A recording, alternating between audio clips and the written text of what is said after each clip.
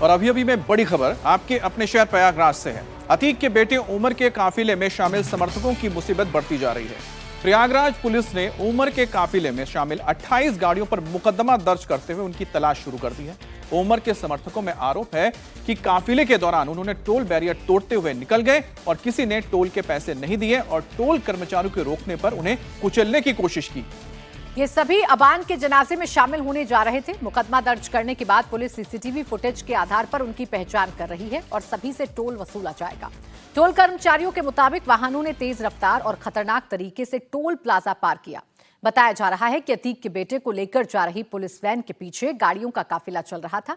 Police van के गुजरने के बाद उसके पीछे गाड़ियों का एक बड़ा काफिला पहुंचा टोल प्लाजा के पास। आरोप है कि काफिले में शामिल वाहनों के चालकों ने टोल बैरियर को तोड़कर आगे बढ़ने की कोशिश की। टोल कर्मचारियों ने वाहनों को रोकने का प्रयास किया तो उनके साथ कथित तौर पर गाली गलौज की गई और जान से मारने की धमकी दी गई। प्रयागराज में नवाबगंज टोल प्लाजा पर सरकारी वाहन के गुजरने के पश्चात कुछ 4 पहिया वाहनों द्वारा पीछे से गुजरते हुए टोल प्लाजा पर खतरनाक तरीके से वाहन चलाते हुए टोल पर काम करने वाले कर्मचारियों पर जान से मारने की नीयत से वाहन चढ़ाने का प्रयास किया गया तथा टोल प्लाजा के बूम बैरियर को नुकसान पहुंचाते हुए बिना टोल दिए हुए गाड़ी निकाल ली गई तथा वहां के कर्मचारियों के साथ गाली गलौज की गई। प्रकरण में प्राप्त तहरीर के आधार पर सीसीटीवी से चिन्हित 28 गाड़ियों के चालक के तथा अन्य अज्ञात गाड़ियों के विरुद्ध सुसंगत धाराओं में थाना नवाबगंज में अभियोग पंजीकृत किया गया है। सीसीटीवी के आधार पर गाड़ियों को चिन्हित किया जा रहा है तथा उनके चालक की जानकारी की जा रही है। और हमारे साथ रुचि कुमार जुड़ गई हैं। रुचि, अब तक क्या पुलिस इनकी पहचान कर पाई है? क्योंकि कुछ गाड़ियां हम देख रहे हैं काफिले में है, उनके नंबर प्लेट तक नहीं है, तो ऐसे गाड़ियों के जो ड्राइवर हैं उनकी पहचान कैसे होगी? यह मुश्किल काम है क्योंकि करीब 50 के आसपास गाड़ियां थीं। जो उमर के जो काफिला था, जो पुलिस की वैन थी और जिसमें उमर था, उसके पीछे पीछे चल रही थी। अब ये 50 गाड़ियों में कौन सवार था? हालांकि पुलिस को कुछ तो अंदाज़ा है कि उमर को जब लखनऊ से जेल से ले जाया जा रहा है तो उसके पीछे कौन कौन उसके जो सपोर्टर हैं, उसके जो रिश्तेदार हैं, कौन से लोग अभी भी अतीक अहमद गैंग के वहाँ पर एक्टिव हैं, कुछ अंदाज़ा है। लेकिन बिल्कुल सही से पता करना कि गाड़ी में कौन बैठा था, गाड़ी किसके नाम पर है, ये सारी चीज़ें पुलिस कर रही है। पुलिस का कहना है कि इस पर थोड़ा सा टाइम लगेगा, लेकिन आने वाले दिनों में ज़रूर ये सब पकड़े जाएंगे जिन्होंने इस तरह की हरकत की है। अब 4 साल से उमर लखनऊ जेल में बंद है और 4 साल बाद वो प्रयागराज पहुँचा था अपने भाई के जनाजे में शामिल होने के लिए।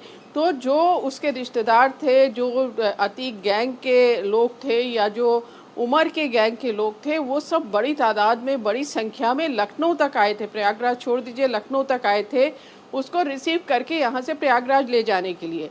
उसी दौरान ये हुआ है, लेकिन पुलिस का कहना है कि कानून को अपने हाथ में लेने की किसी को भी इजाज़त नहीं दी जाएगी और बहुत ही जल्दी ये सब पकड़ में आएंगे। बहुत बहुत धन्यवाद आपका रुचि।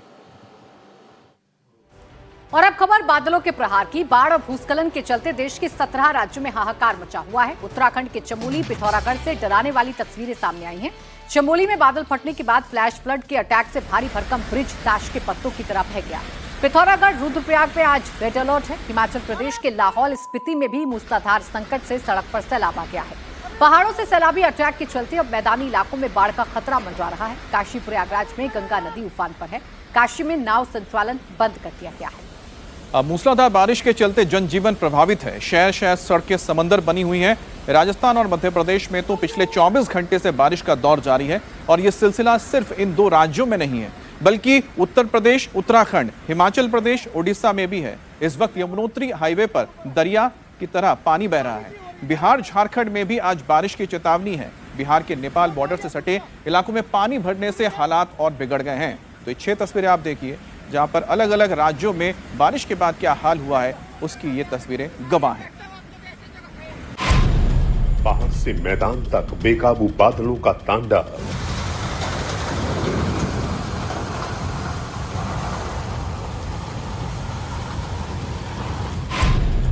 सड़कों पर सैलाब, कहीं लैंडस्लाइड, कहीं बाढ़।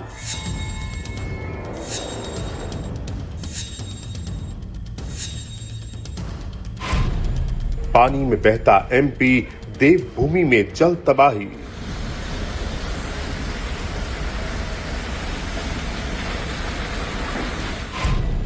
हिमाचल टू उत्तराखंड लैंडस्लाइड से हड़कंप।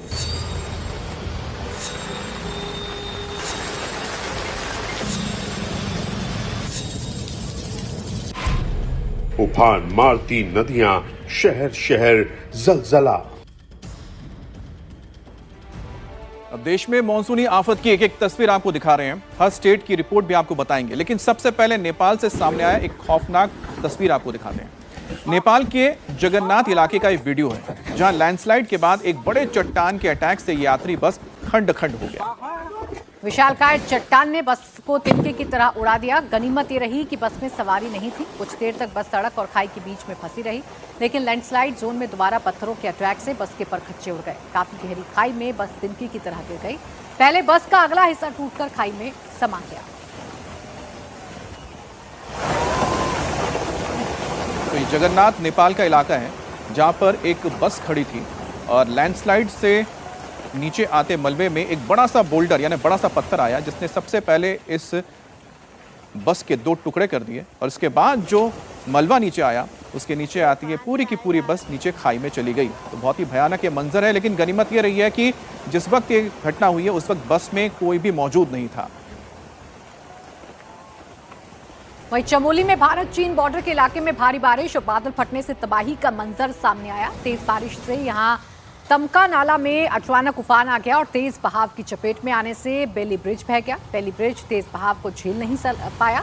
सैलाब का प्रहार इतना भयंकर था कि भारी भरकम पुल तिनके की तरह बह गया। और जैसे ही सैलाब का अटैक हुआ, आसपास खड़े लोगों में भगदड़ मच गई। पुल टूटने से बॉर्डर एरिया के करीब 16 से 17 गांव का संपर्क टूट गया है। लेकिन आप देखिए कि कितना भयानक मंजर था, जहां पर अचानक आए इस फ्लैश फ्लड के चलते पूरा का पूरा ये लोहे का ब्रिज ही तिनके की तरह बहने लग गया। ये ब्रिज जाएगा, ब्रिज जाएगा।